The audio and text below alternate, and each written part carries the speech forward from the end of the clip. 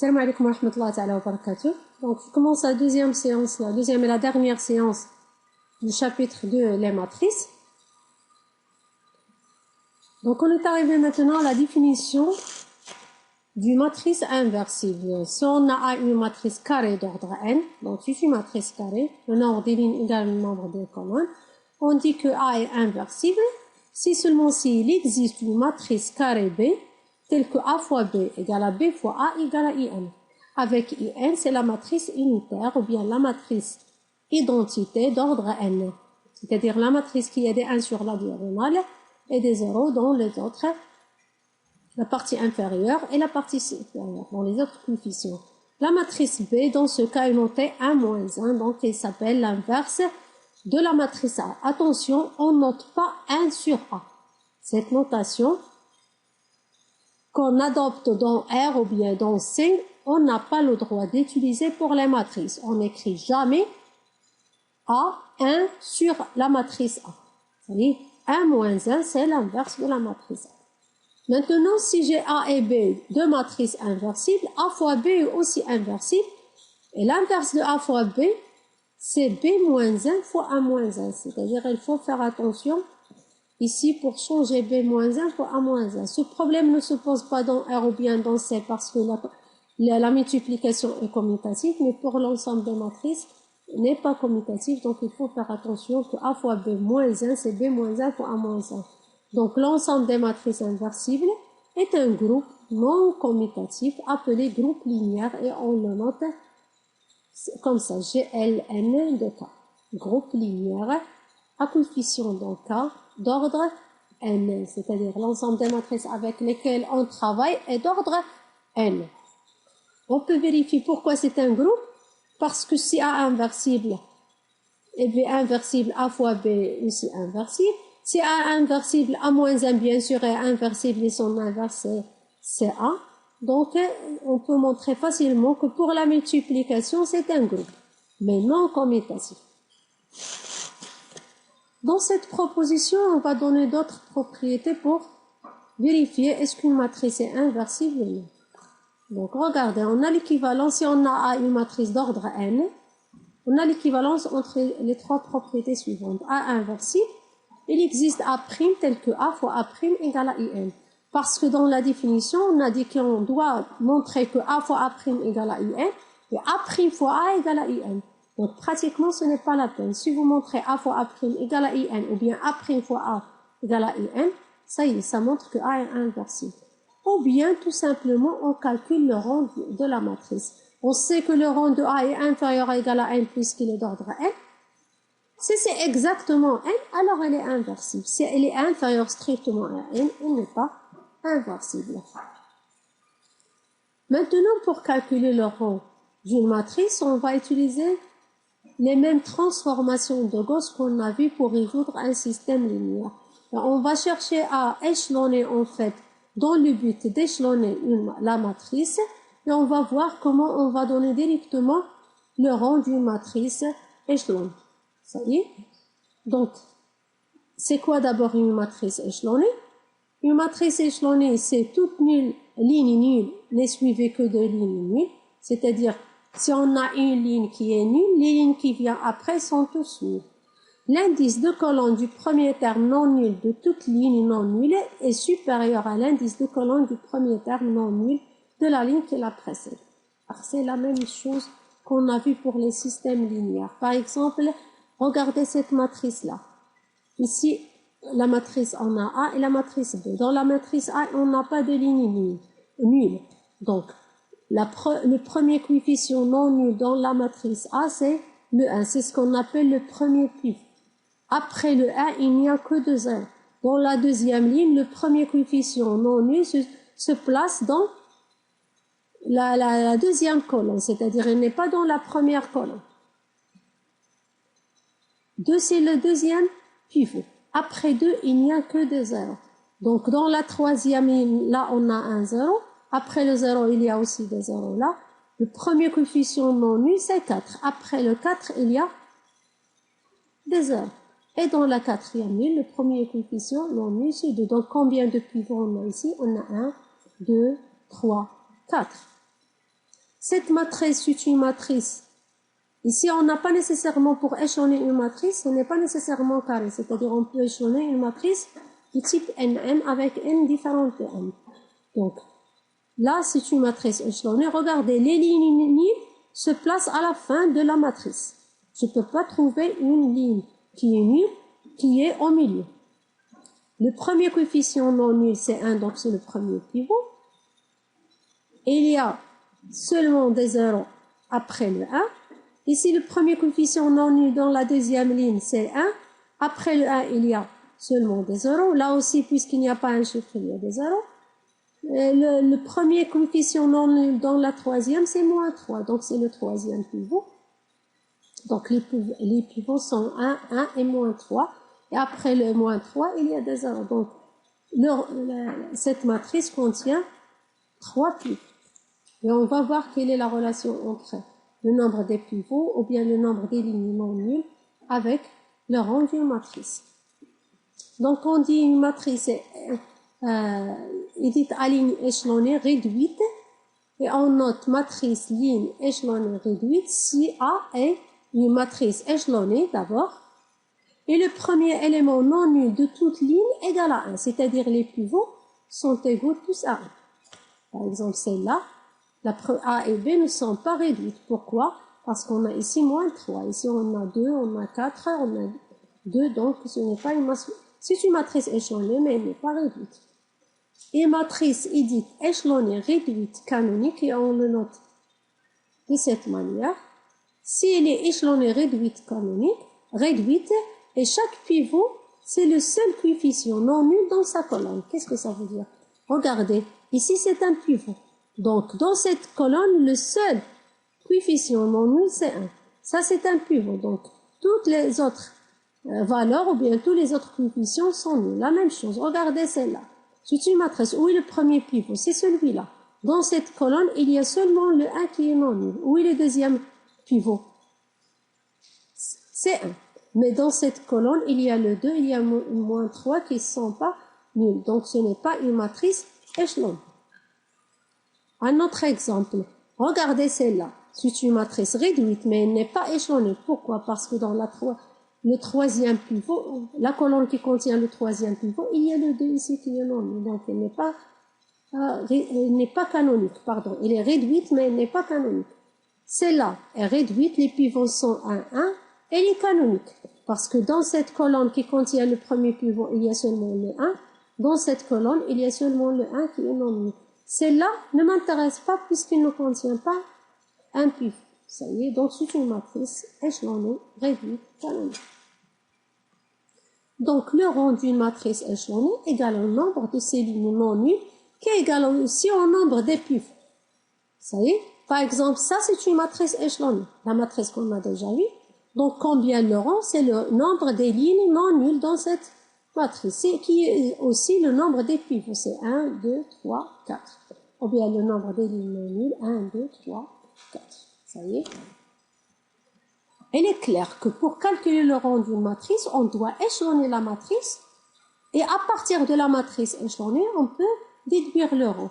Maintenant, pour échelonner la matrice, qu'est-ce qu'on va faire? On va faire les transformations de Gauss qu'on a déjà vues pour résoudre un système linéaire. Les mêmes transformations, c'est-à-dire on peut faire une permutation. On peut permuter une ligne avec une autre ligne, Li par Lj. On peut remplacer Li par la somme de alpha t Lt, t varié de 1 jusqu'à n, avec alpha i non nul, c'est-à-dire le coefficient associé à Li doit être non nul. Ça y est. Maintenant, si j'utilise des transformations de Gauss sur une matrice, dans le but bien sûr de l'échelonner, est-ce que le rang va changer? Non.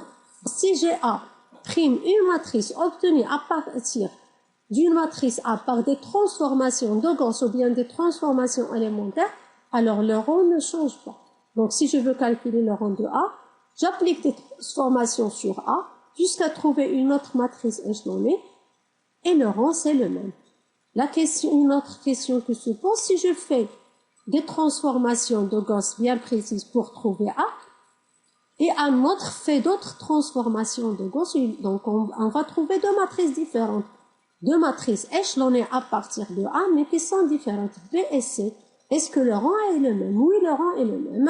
Même si B est différente de C, puisque les transformations de Gauss sont justes, donc le rang ne change pas. Le rang de A égale à le rang de B égale à le rang de C.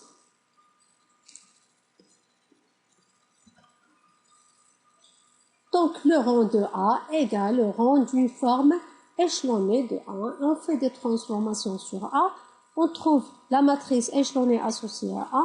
Et le rang de A, c'est exactement le rang de cette matrice échelonnée. Donc, où on va utiliser ces opérations-là? On les utilise pour calculer le rang d'une matrice et aussi pour calculer l'inverse d'une matrice. Vous allez voir ça dans les exercices. On va appliquer les transformations de Gauss pour échelonner la matrice et calculer son rang. À partir de rang, on peut déduire est-ce que la matrice est inversible ou non. Si elle est inversible, on peut aussi calculer son inverse en utilisant les transformations de Gauss.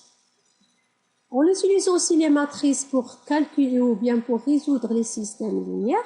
Tout ce qu'on a vu pour les systèmes linéaires, on peut le faire en utilisant les matrices. Donc, si on a ça, un système, B1 jusqu'à Bm, c'est le second membre, les A et J sont les coefficients, x1 jusqu'à xp sont les inconnus. Donc, on peut résoudre le système en utilisant ce qu'on appelle la forme matricielle. C'est quoi la forme matricielle? On prend la matrice constituée par les coefficients du système. Grand X, c'est la matrice unicolore constituée par les inconnus. Et B, c'est la matrice unicolore constituée par le second membre, par les solutions de ce système, les équations de ce système. Et au lieu de travailler avec le système, on va travailler avec la matrice associée à ce système en ajoutant la colonne des inconnus. Ça y est? On va faire des transformations de Gauss. Au lieu de faire les transformations de Gauss sur le système, on fait les transformations de Gauss sur la matrice élargie. Juste à trouver une matrice élargie A' B'. Ça y est? Donc, le système est équivalent à ce système-là, le nouveau système,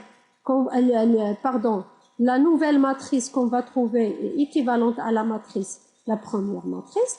Et le système associé à cette nouvelle matrice élargie va être aussi équivalent au premier système. Donc, au lieu de travailler avec le premier système, on va prendre la matrice associée au système, on va ajouter la colonne des solutions, on va l'échelonner jusqu'à trouver une matrice échelonnée et on va revenir à un autre système sigma prime qui va être équivalent au premier système. Dans le cas particulier, on a un système homogène. Dans ce cas, on n'ajoute pas le second membre parce qu'il est nul. Il y a seulement deux zéros. Donc, au cours des opérations, il n'y aura pas de changement sur les zéros. Donc, on va travailler tout simplement par A. On va appliquer les transformations. On va trouver une autre matrice appelée A'. Le système associé à A' va être équivalent au premier système.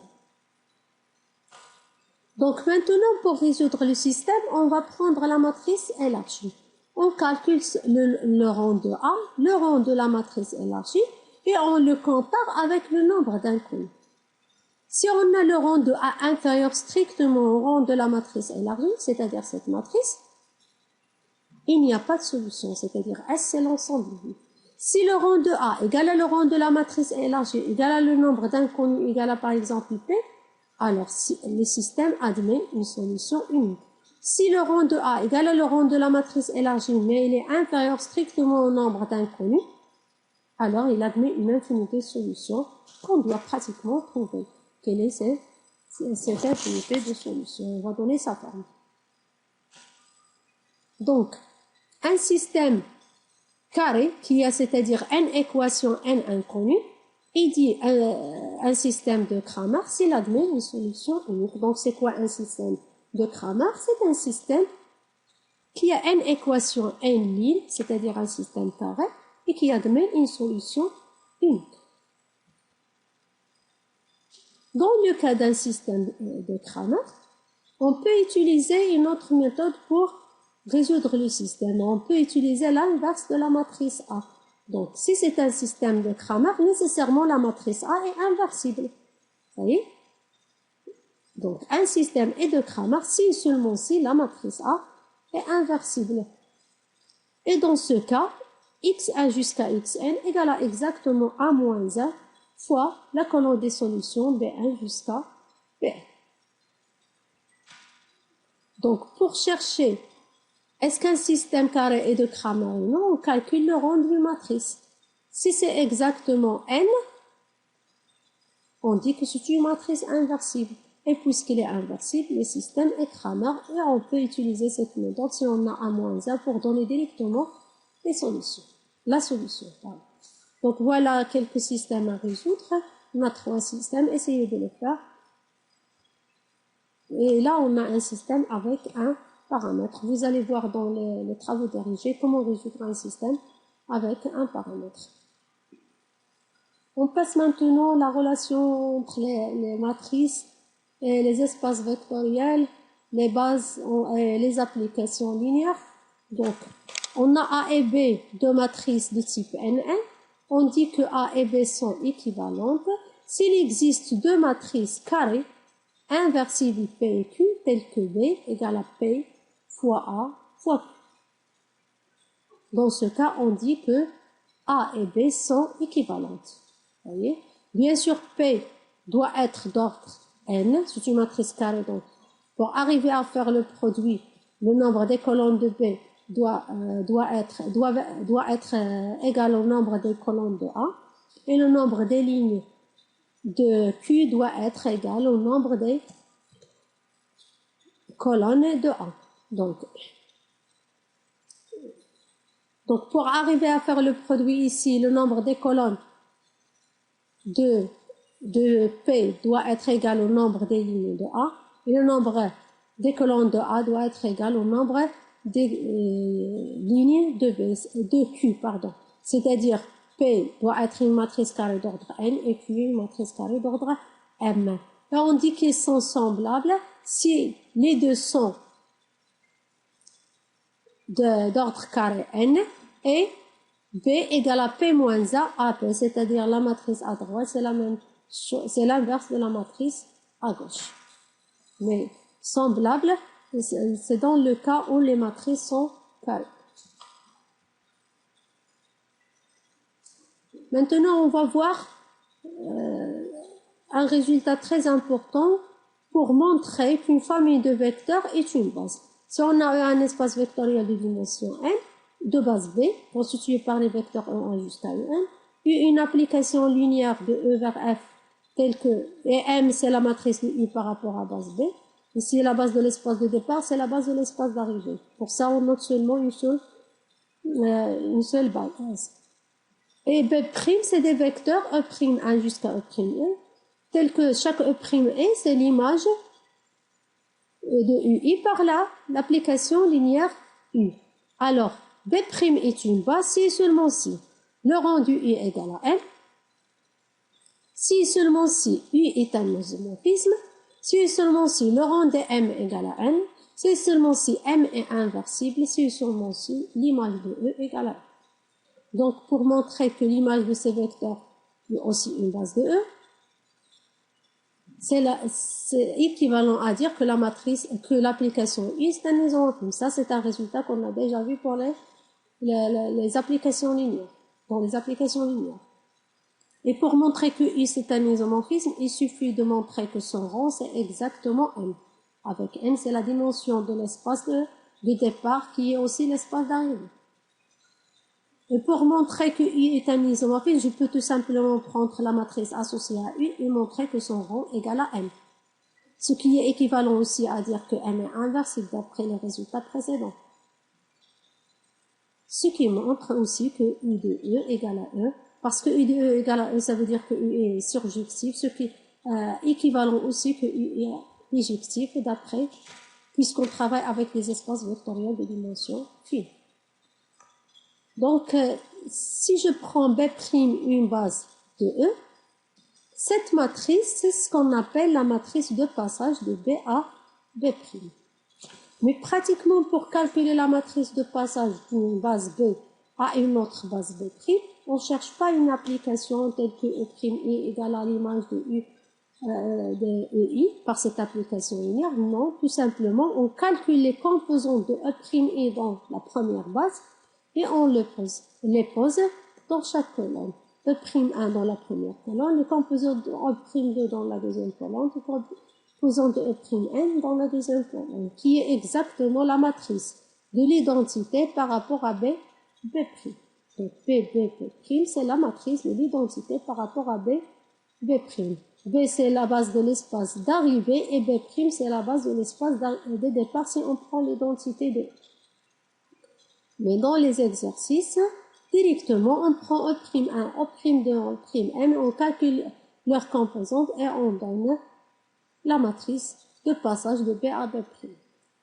La matrice de passage de B d'une base à une autre base est toujours inversible et son inverse, c'est exactement la matrice de passage de B' à B. C'est-à-dire, on calcule maintenant les composants des vecteurs de B dans la base B'.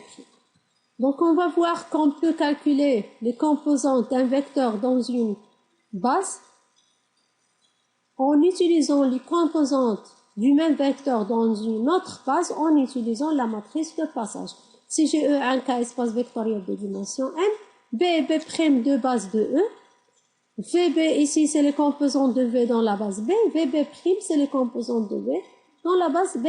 Alors, les composants de V dans la base B, c'est la matrice de passage de B à B' dans les composants de V dans la base B'.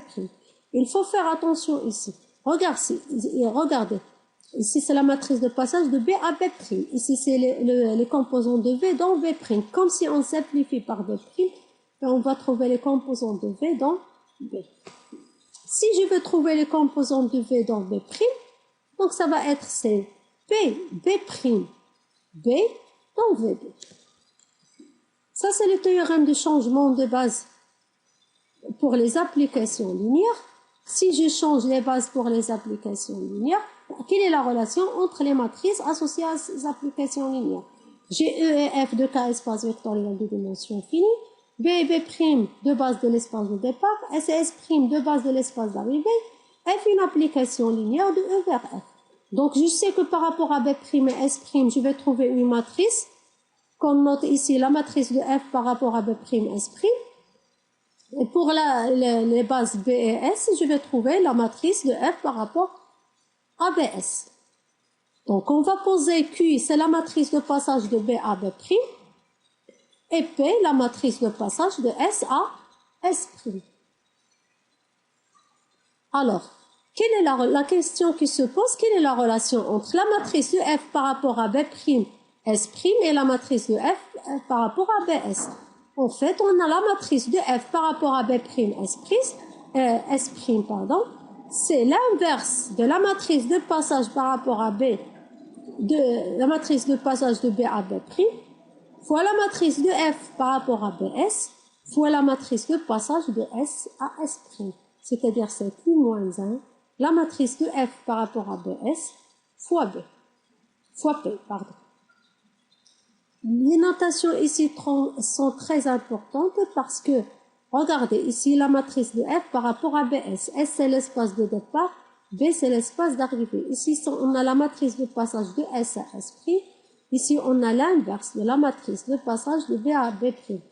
C'est-à-dire je peux l'écrire, c'est la matrice de passage de B' à B.